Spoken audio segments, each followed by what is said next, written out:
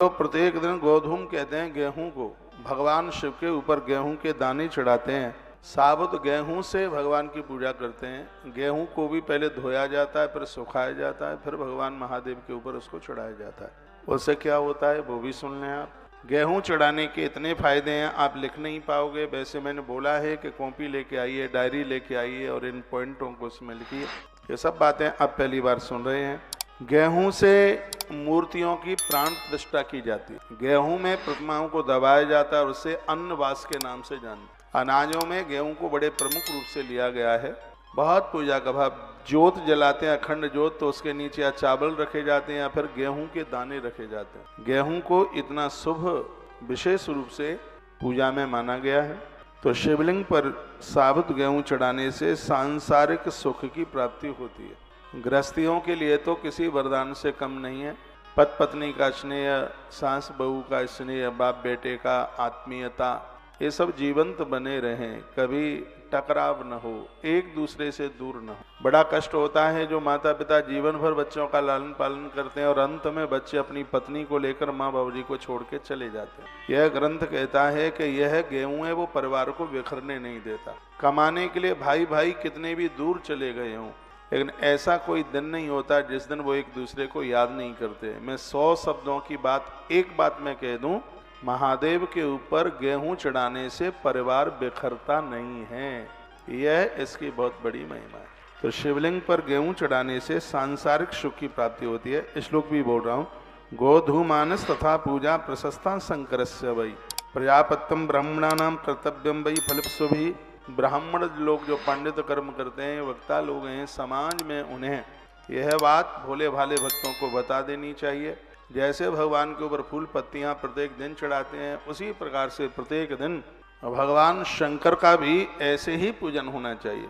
मैं सबको ही पूछ रहा हूँ, आप ठीक है? मैं आज पूछ ही नहीं पाया हूँ। आप बस व्यासपीठ पर पहुंच करके फिर मुझे जल्दी में लगी होती है कि पता नहीं कितनी कथा सुना दूं। कथा सुनाते सुनाते 30 साल से ज़्यादा हो रहे हैं, लेकिन अभी भी मेरा मन भरा नहीं है कथा सुनाते सुनाते।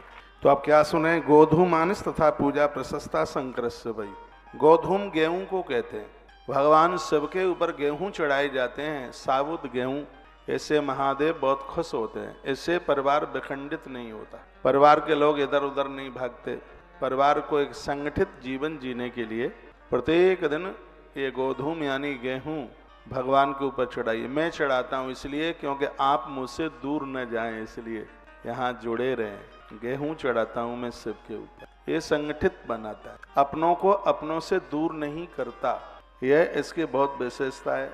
जिन बहनों को लगता है कि मेरा आदमी मुझसे दूर भाग रहा है, बेटा दूर जा रहा है, पति दूर जा रहा है, या घरवाली बात नहीं मान रही है, आप चढ़ाना शुरू कर दीजिए। नहीं फायदा मिल जाए तो मेरे ऊपर फाइन लगा देना आपके, आपने कहा था कुछ मिला ही नहीं। परिवार संगठित रहेगा। मुझसे नकली बातें आती नहीं है, मेरी हर बात में वजन होता है, क्योंकि मैं ग्रंथ के साथ बात कहता हूँ। प्रमाणित बात जो मैं बात आपको मैं निवेदन कर रहा हूँ, यह बात रुद्र संहिता के सृष्टि खंड के अध्याय नंबर 14 के श्लोक नंबर 49 में बात कही गई है, जो मैं आपको निवेदन। श्लोक 49 अध्याय 14 रुद्र संहिता का सृष्टि खंड, उसमें महादेव के ऊपर गेहूं चढ़ाने की बात कही जा रही है। गोधूम इसको संस्कृत में कहते हैं। आप घर में से पुराण रखते हैं तो अपने अपने घर में इस बात को आप पढ़ सकते हैं। क्या शिव पर गेहूं चढ़ाया जाता है, अनाज चढ़ाए जाते हैं महादेव के ऊपर। इससे शंकर बड़े राजी होते हैं। जिन घरों में पति पत्नी में बनती नहीं है, महादेव की पिंडी के ऊपर यह गेहूं चढ़ाने से तलाक जैसी ये परेशानियां दूर हो जाती। दोनों एक दूसरे के बिना रह नहीं सकते, इतना प्रेम इतना स्नेह बढ़ता है। भगवान शिव पर गेहूं चढ़ाने से समाज में इज्जत बढ़ती है, मान बढ़ता है। वो बहनें जरूर महादेव के ऊपर गेहूं चढ़ाएं जिनको ऐसा लगता है कि इस परिवार में सास ससुर मेरा सम्मान नहीं करते। कभी कभी होता है घर में 4 बहू हैं, तो एक को इतना आदर दिया जाता है, दूसरे को लगता है बाजार से खरीद के लाए हैं क्या।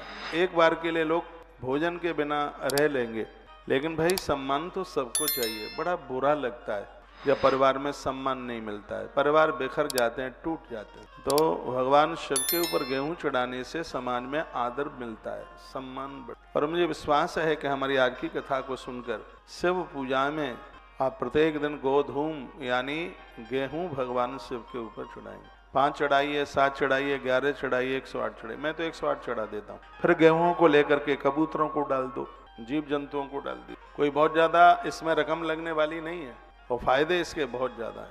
सुन रहे हैं, समझ में आ रहा है? धन्यवाद।